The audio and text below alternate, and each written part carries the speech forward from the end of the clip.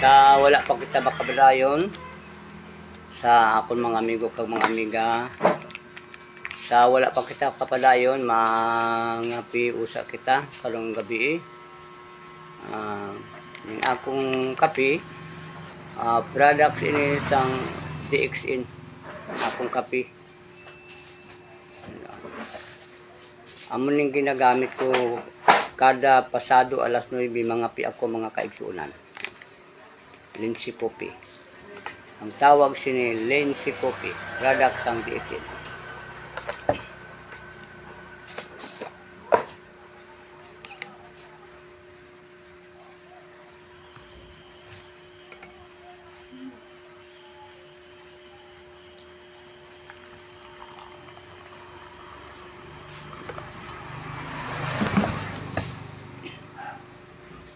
Luzon, Visayas kag Mindanao sa akong mga kaigsuunan.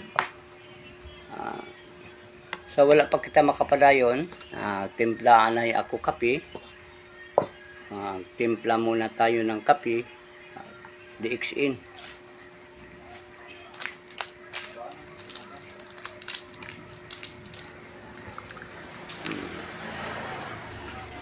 Morning akong gipangapi kada gabi, pasado alas 9 sa gabi. Ang oras na Standard Time, Philippine Standard Time, alas 9:37 sa Subo nga oras. Pero amo na nga oras ang akong ipangapi kay ang uban mangapi sila kuno bantod pa nila di sila katulog, pero ako ya mangapi ko tung magabi alas 9 pasado, pero maayo akong tulog kay kining akong kape nga garantisado nga walay side effect, walay makahatag og ikayong lawas. Produkto sang DXN.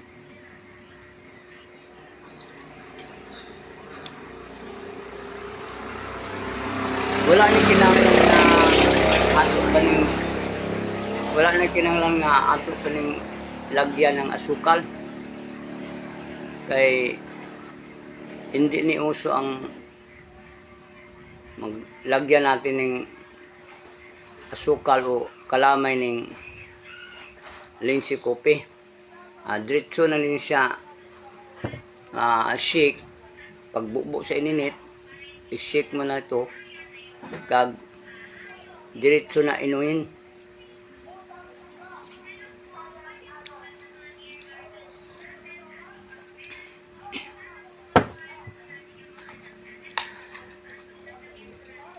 Boy ng mga kaigsuunan, Luzon, Visayas kag Mindanao, sa gisiling ko na kaninyo, nining gabi una, mga piusa kita. Sige kaingon ko na ninyo, kining akong gipangapi, Lindsay Coffee, no? Product sang DXN.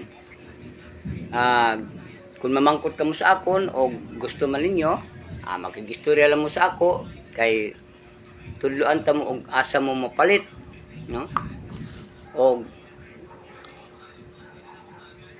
mismo gid ikaw gid mismo nga mag-obserbar kung paano ang imo pamatyag kung mag-inom ka kape.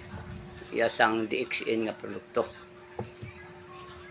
Kay 4 na katuig o 5 na katuig ang akong o kung maanom na katuig din akong paggamit sa Lindsay Coffee. Hindi man hinuon nga masalaysay gid lang kung kay usahay wala man tay palit. Ato pa at least katulad ba sa atong mga ginagamit kung wala tayo ipalit, punta tatag inom. Pero mas maayo niya ang Lindsay Coffee kay bisag sige yun mag-inom, may ara siya benefit sa atong lawas. Ining Lindsay Coffee produkto sa DXN.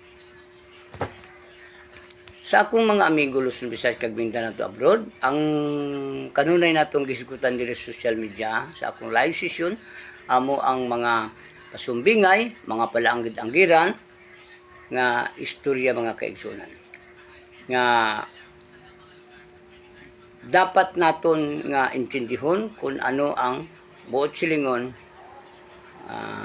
sang ang ginsuguran amo ang katapusan, Alpha and Omega. amo ni siya ang mga ginahisgutan naton diri sa social media. Kag ano ang aton nga buot silingon nga anong aton ini ginahubit-hubit, aton ini ginahimay-himay sa pag-istorya, pagpasabot kay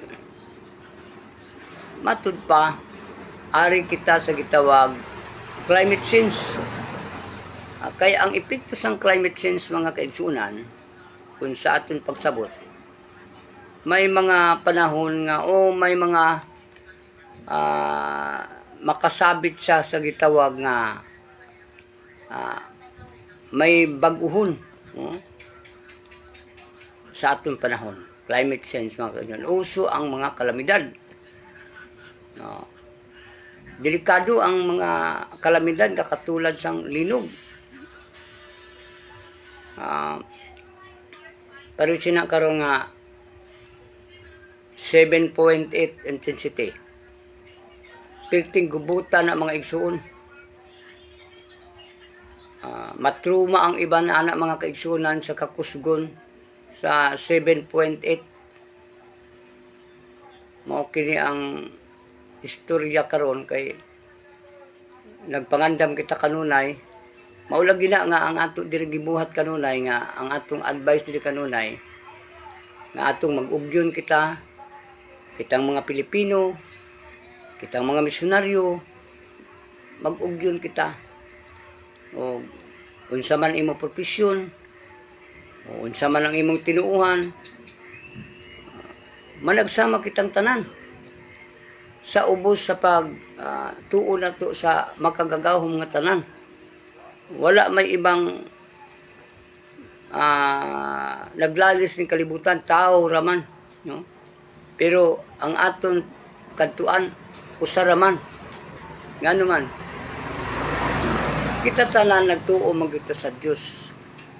Karon kay nagtuo man ta sa Dios, pero lain-lain ang atong prinsipyo, lain-lain ang atong pagsabot. Halimbawa, para silang gisilin nila nga kaluwasan. Gamiton mo ang ngalan ni Kristo. Singganon nimo ang tao nga kung magtuo ka sa kay Kristo, baluwas ka. Ang tanan karon nga tao pulos naman ang gatuo sa Dios, gatuo kay Kristo. Gani ang tagal lamang ng panahon ni Kristo 2000 lang. Kay matud pa sa mga biblikal, mga kaigsuunan tangat nagbabasa. Pag abot sang 2000, ugasan na sa Dios ang kalibutan. Magguba na kunong kalibutan. Pero ayaw kay sabto nato ang kalibutan nga dako dili na siya maguba. Ug kining kalibutan nga dako dunay corner. Nganong corner man? Sa gipasabot ko na nga ang corner sa atong kalibutan mao ang north, east, west, south. Ngano man? Kung imo gani intindihan, kuhaon nimo ang in sa north, kuhaon nimo ang E sa east, kuhaon nimo ang W sa west, kuhaon nimo ang E sa south. Basa ko no, di ba balita? Unya-unsa may balita sa English? News. Mao kada mga igsuon nga ang north, east, west, south nagdala na siya sa balita. Tignan na ako istorya. Bisag basahon mo sa mga libro, di ni mo na mabasa. Ang gitawag corner sang kalibutan kay mamangkot ka man o nganong may corner man ang kalibutan kay tipulon man kalibutan. Mao kini ang aton istorya nga nagahaboy kitag istorya hinuon dili man kita matuuhan kay ngano man sa aton pangidaron ug sa aton pagkataon ni kalibutan malisud gud ang tao nga walay tinapusan, malisud ang tao nga wala magdato, walay kwarta kay malisud gud ang tuuhan. Nga bisan asa na mga kaigsuonan nalisud gud ang tuuhan. Ano man ang tuuhan nato kadtong nag-asinso. Mao ka ng atong tuuhan. nga bisan gipasulod ka na sa bulsa, gipasulod ka na sa gawang, mutuog yun ka niya. Kay maayo na siya istorya. Maayo sa istorya para makapasulod sa istorya nga ang tao mutuon niya. Kay para gayon nga mapuno ang iyang bulsa. Mao na lang istorya. Kay hinungod pagkatuod ang atong kinabuhi, ang pagdiskarte sa pangabuhi, ang pagkaayuhan ta ara man na sa ato. May ara na nga buhi, nalingkamot. Padiyos nga pagpaningkamot, nag-ayuhan man. May ara man pud mga tao nga sa ilang pagpaningkamot, gigamit nila ang ngalan sa Dios aron usab nga mapuno ang masudlan na ilang bulugasan. Daghan ang pamaagi, kanya-kanya kita, imo ina diskarte, imo ina paningkamot. No. Pero, nganong pero man, ang ato diri gisgutan, ubos sa pagtuo nato sa Dios, ubos sa atong gituuhan, sa atong Ginoong Diyos Kristo, kitang mga tao ang naglalis, kitang mga tao ang nagbinayluhay og mga sugilanon. Kita lang nga mga tao ang nag-away. Kay diri sa kalibutan, material, diri lang ang panaglalis, diri lang ang pag-away-away, ang paglantugi, diri lang sa kalibutan. Nga naman, wala may espiritu nga naglalisay. Wa man. Mga tao man mga naglalisay. Kay nga naman, tungod sa news, tungod sa balita. Diri sa kalibutan nga may pangalan North, East, West, South. Gani nagisgot kita sa opposite sa kalibutan. Kay ang North, East, West, South dako nga kalibutan.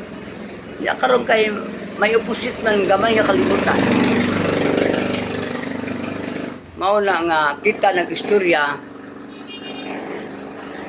kita nagsabot, kita nag-away-away, kita naglantugi, tungod kita ang may kalibutan. Amo na siya ang buot silingon nga isa sa mga palaanggid-anggiran, isa sa mga sumbingay, kinalan maapsa naton o maapsa naton kung unsa ang kalibutan nga dako ug unsa kalibutan nga gamay. Kay kun ang kalibutan nga dako may 7 ka semana. Oh, excuse me.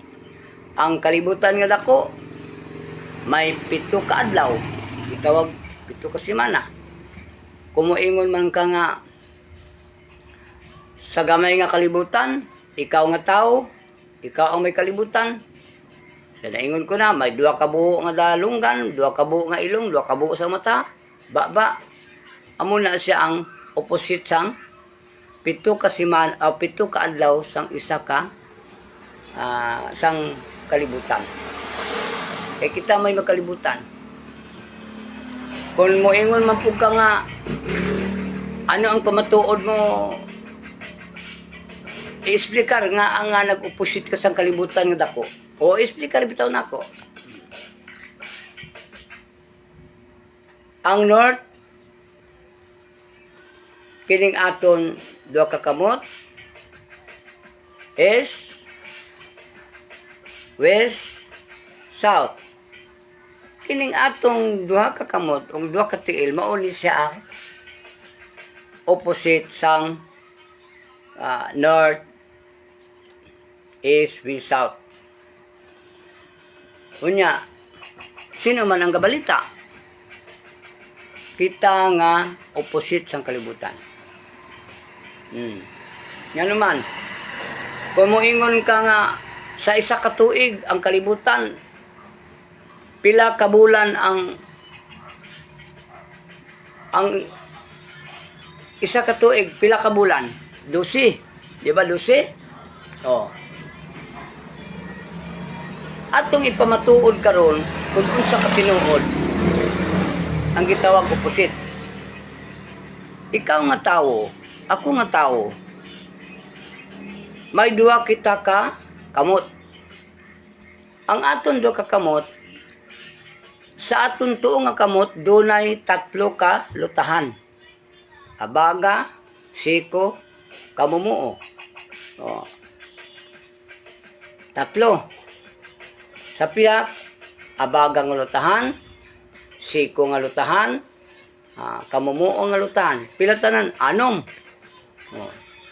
Nya diri sa tiil, wala og tuo, pila kalutahanan sa wala ta. Tulog yapon ang kalutahan. Diri sa may balikat o itaan o tuhod sa apakalan na sa walag tuo nato nga kamot, tulo ka luta-luta. Sa wala, tulo. Diri sa tiil nga tuo, tulo usab kalutahan. Diri usab sa wala, dunay 3 kalutahan. Pila kalutahan tanan? 12 kita kaluta-lutahan. No? Kamot, 3, 6. Sa tiil, 2 o 3 kalutahan. Sa wala nga lutahan, 3. 12 kalutahan ang ari sa atong lawas, maoy simbolo sang 12 ka bulan sang isa ka tuig. Na amo ina siya ang tuod-tuoda nga kita ngano makaingon man kita nga kita ang opposite sa dako kalibutan, mao man gani nga gi-explain naton kung paano nga kita nangin opposite sang kalibutan nga dako. Nagiingon ko na ang kalibutan nga dako may corner. North, east, west, south. Mao lang corner. Ngano may corner man ang kalibutan katipulon man? Ang buot silingon sang corner haligi o kung corner gyapon gitawag north, east, west, south. Oh. Di ba? Kung sa umandian na nimo ang north, east, west, south, kuhaon nimo na. Nga naman nga may kumpas kita, unsa may gatultol sa imo, unsay gabalita sa imo, unsay nagahatag impormasyon sa imo, ang kumpas nga naay north, east, west, south. Aron matudlo sa ato kung sa tapaingon, kung ang hangin na saan, gikan ang hangin. Kay ang north, east, west, south, amo ang kumpas kag nagahatag sa aton sang balita. Pero sino man ang nagawa? Ang tao gihapon nga opposite sang kalibutan nga dako. Muna siya ang buot silingon naton sa atong istorya. Boy na mga isuon, ining akong istorya kay medyo kalingawan malang ni karong gabi, palipas oras pangapi sa giingon ko na.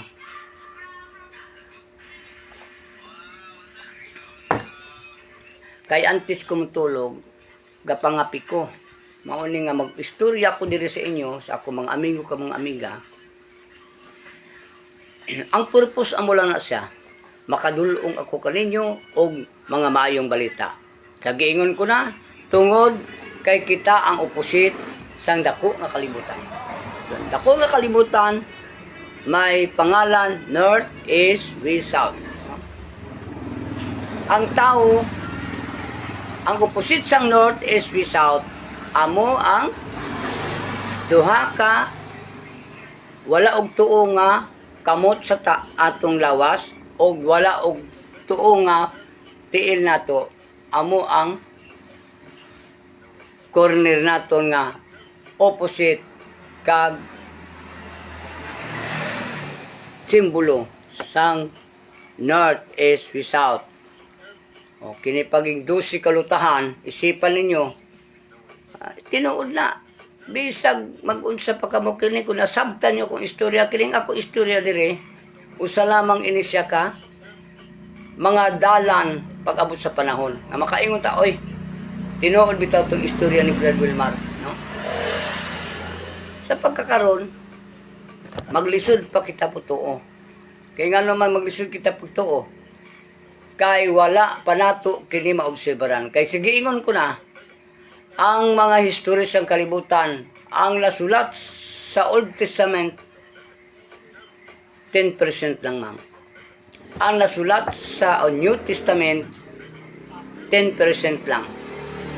Sa 100% nga kasulatan, o sa 100% nga kasaysayan, halimbawa, kay Dr. Rizal, sa 100% nga kasaysayan ni Dr. Rizal, may naganig 10% ang nasulat sa iyang libro ni Dr. Rizal. Sa ito pa, ang 90 wala. Mao ka na ang aton gisiding-siding o gipangita og asa na kay kana nga istorya. Mao ka na ang ikatatlong testamento. Yang ikatatlong nga testamento, hindi man pwede nga walay leader. Hindi man pwede nga walay history. Mga kaigsuonan. Mao ka lang mga tinuod mga igsuon. Wala man tay makuha sini atong istorya kay wala man ni sa ato sa Facebook, wala man tay makuha nga porsyento dire, no? Sa atong istorya. Kay pagka isa ka bulan, i-resolve man ni Meta ang ato ang pag-live dire, mga kaigsunan. Ang purpose lamang, paano kita makahatag og mga pagtulunan sa aton mga kaigsunan. Nga, kung imo lang taon, ang istorya ko, walay basihan. Walay bis, mga kaigsunan. Pero isa lang niya kapag panaysayon, nga may ara lang kita buot silingon. Kay ang aton panahon karon gitawag ari kita sa climate change, ang aton diri gitudlo magampo. Ipangaliya ta sa Ginoo nga kining panahon karon nga uso na ang grabing mga pamalatian, mga kaigsuonan, kag mga kalamidad. Maoy magbuhin sa mga katawhan nga umanggani nga atong gobyerno nag-require na nga dili gayud magdaghan og bata, mga kaigsuonan. Kay kung tan-awon ta, ari kita karon sa pagpamuhin. Nganong pamuhin man? Tan-awan ninyong atong panahon karon, no? Tungod sa kalamidad, tungod sa sakit, nagutok ang ospital, no? Unya, sang una, ilisipon lang mamatay, musulod sa sibahan, no? Pero karon, nagparada na ang mga patay sa sibahan, no? Kada Sabado. Sang una nga panahon, talag sa lay tao nga gikumpanyaran sa simbahan, no? Nga mamatay. Pero karon ang patay nagpila na sa atong mga simbahan. Mao kini nga karon pagbuhin kini sa mga katawhan. Unsa may atong himon. Sa giingon ko na, ari kita sa pagpangandam, ari kita sa pag-drive sa atong kaugalingon, kung paano naton luwason ang aton mga kaugalingon. Dili na lang punta mo ingon paano luwason atong kalag. Kay hasta karon wala tay batia. Kung naabay kalag nga naluwas, naabay espiritu nga naluwas, wala tay pamatuod. Bisan pa itong mga dautan ng mga taong nangamatay, ang ilang espiritu wala ta kabalo og asa mang karon punta, mga kaigsunan. Mao ka nang tinuod, mga igsoon. Daghang salamat Luzon, Visayas kag Mindanao sa akong mga amigo kong mga maiga. Hinaot unta ang kini akong istorya, may ara ka mo mapamatian sing gamay ug matimanan ug galing sa umaabot nga mga adlaw. Ato kining matalupangdan ang istorya nga naa kitay maprove ng mga sugilanon sa umaabot na panahon. Mayong gabi, daghang salamat.